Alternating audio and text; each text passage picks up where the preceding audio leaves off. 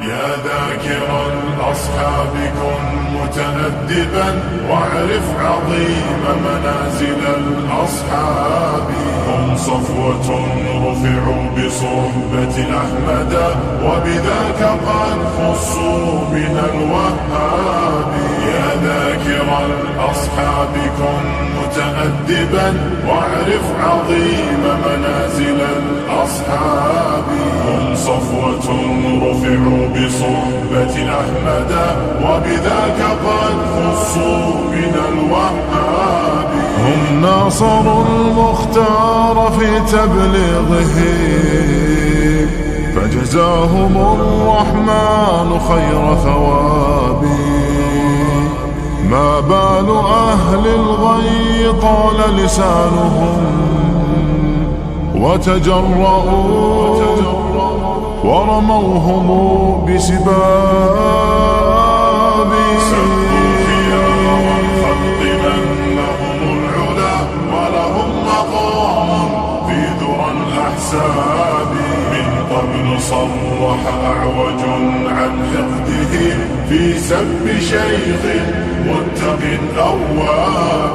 يا ثاني الاثنين في الغار الذي شهدت له آيات خير كتاب. واليوم قد صدع الخبيث بجرأة ووقاحة من سافل كذاب. آذى النبي محمدا في عرضه سيعمه ذل وشر عقاب. هذا النقية بنت خل المصطفى فليخشى أن فسعيه كسراب. آتيك أم المؤمنين وفضلها يروى لنا في سورة الأحزاب. يا أم إني قد كتبت مدافعا والدمع مني كالندى المنساب. من ذاك يجرؤ أن ينال لسانه من زوج خير العجم والأعراب. يا من زعمتم حب آل نبيكم أخلت جماجمكم من الألباب. تمشون في درب الضلال معتب قد أخفيت عثراته بضباب. يا ذاكر